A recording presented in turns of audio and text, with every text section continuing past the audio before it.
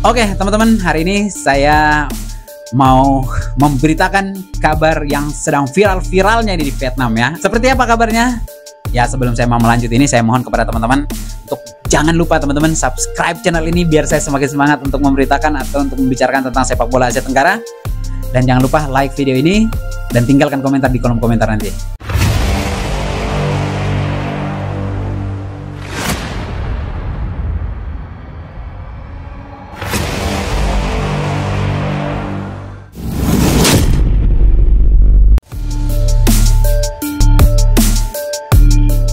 Ternyata teman-teman ya, Vietnam gak tinggal diam selama ini, dibantai 3-0 di Bukit Jalil oleh Malaysia. Lalu kemudian ya sebelumnya Indonesia ya tentunya ya di putaran kedua kualifikasi Piala Dunia membantai Vietnam di GBK itu 1-0, lalu kemudian datang ke Vietnam membantai Vietnam dengan skor 3-0. Nah, lalu mulai itu protes ya, mulai protes pencinta sepak bola Vietnam mengatakan ini kenapa kita kok bisa dikalahkan oleh Indonesia. Ternyata semenjak itulah pesepak bola Vietnam ini redup ketika mereka menjamu Vietnam di Bukit Jalil. Vietnam tersungkur di Bukit Jalil dengan skor 4-0. Ternyata pemerintah Vietnam itu tidak tinggal diam. Dia ternyata mengamati kenapa ini sepak bola kita ini. Pemerintah Vietnam juga mendengar aspirasi masyarakat sepak bola atau pencinta sepak bola di Vietnam mengatakan bahwa ini kenapa Federasi Sepak Bola Vietnam ini tidak bisa menaturalisasi pemain asing yang sudah lama bermain di liga domestik.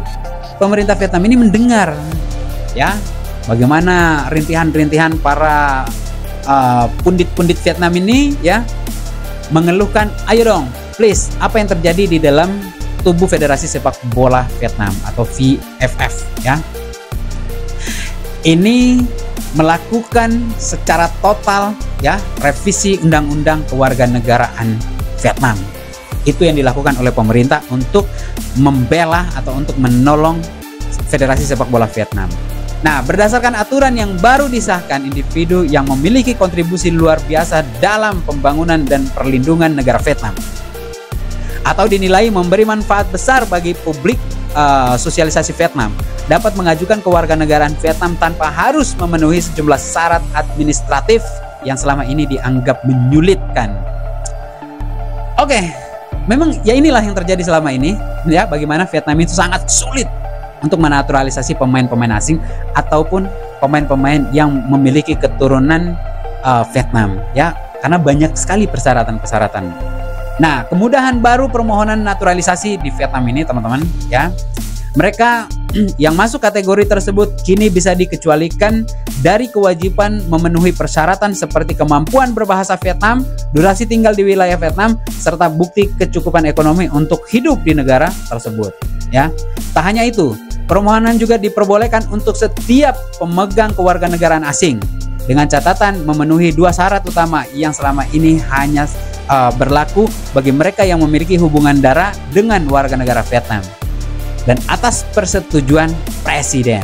Nah, bagi mereka yang bermukim di luar negeri, permohonan juga bisa diajukan melalui kantor perwakilan diplomatik Vietnam di luar negeri atau kalau di kita KBRI ya. Kemudahan akses bagi diaspora dan pemain keturunan Vietnam yang ingin kembali membela negara leluhurnya. Wah, ini nih dampak besar ya, dampak langsung bagi dunia sepak bola Vietnam atau Asosiasi Sepak Bola Vietnam. Ini banyak banget ya teman-teman, saya lihat berita di Vietnam itu ya, banyak banget netizen Vietnam yang menganggap bahwa kabar ini, apa yang dilakukan oleh pemerintah Vietnam ini ternyata memang diterima sangat gembira. Seluruh masyarakat pecinta sepak bola Vietnam mengatakan, kenapa nggak dari dulu? Kenapa kita diduluin sama Indonesia? Kenapa kita diduluin sama Malaysia? Ketika kita dicukur Indonesia, dicukur sama Malaysia di Bukit Jalil, kenapa kita baru berpikir sekarang, kata mereka. Nah, bagi Federasi Sepak Bola Vietnam atau VFF, regulasi ini bagaikan hujan deras di tengah kemarau panjang ya. Pasalnya, selama ini proses naturalisasi pemain, terutama pemain keturunan Vietnam atau pemain asing yang sudah lama berkarir di liga domestik, terhambat karena syarat administratif yang sulit Jadi memang benar-benar ya kita lihat ya teman-teman ya, memang dari dulu Vietnam itu memang sangat sulit untuk menaturalisasi pemain. Karena itu tadi ya banyak persyaratan-persyaratan yang sulit dijangkau oleh Federasi Sepak Bola Vietnam. Nah, sekarang itu banyak perubahan-perubahan di Vietnam teman-teman ya. Kayak contoh ya, kita lihat banyak banget investor-investor itu yang lari ke Vietnam karena sekarang kemudahan undang-undangnya mereka itu udah sangat mudah sekarang ya, jadi nggak ribet-ribet. Misalnya mau buka usaha di sana nggak harus izin sini, udah satu pintu saja. Oke, saya mau buka usaha, saya mau buka lapangan pekerjaan, tolong izinkan saya untuk membangun usaha saya di sini. Katanya itu sangat mudah banget dibanding Malaysia, Indonesia. Makanya banyak investor-investor itu yang menginvestkan uangnya itu ke Vietnam teman-teman. Ternyata karena itu tadi. Tapi tentu revisi undang-undang kewarganegaraan ini baru diselesaikan teman-teman. Ya tapi kalau untuk berbisnis itu sudah lama. Makanya banyak orang yang mengatakan ya udah kalau mau investasi udah ke Vietnam aja, nggak ribet katanya. Nah ini dampak bagi pesepak bola nanti. Artinya ya Malaysia sudah harus hati-hati dari sekarang ketika nanti Harimau Malaya bertandang ke Vietnam. Tiba-tiba nyampe di sana berubah semua itu muka pemainnya, bule semua. Ketar-ketir gitu Malaysia.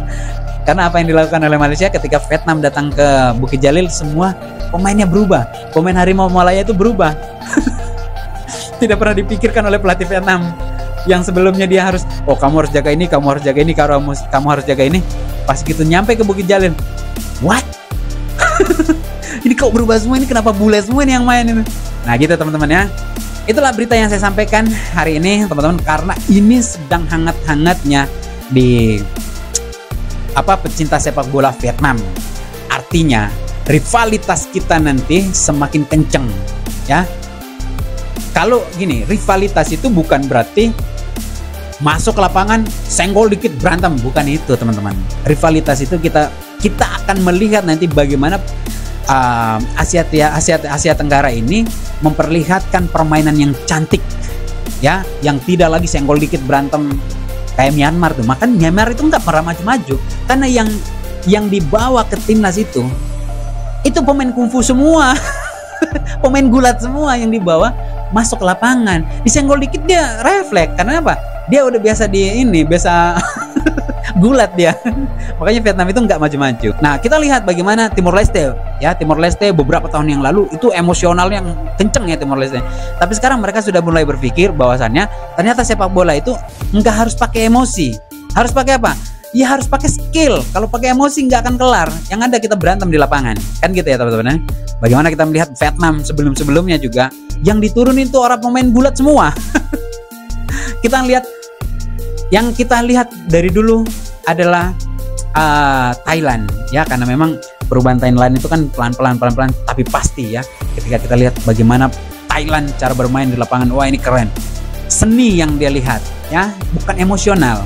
Nah tapi alhamdulillah sekarang Indonesia dengan pemain-pemainnya yang tingkat dunia, lalu kemudian sekarang Malaysia, lalu kemudian nanti ketika Vietnam sudah banyak menaturalisasi pemain, ini akan menjadi persaingan atau rivalitas lapangan. Itu baru namanya rivalitas lapangan. Karena apa? Yang mereka lihat itu adalah skillnya.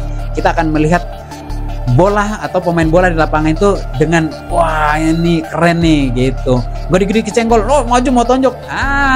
Itu namanya bukan rivalitas, itu pemain kungfu.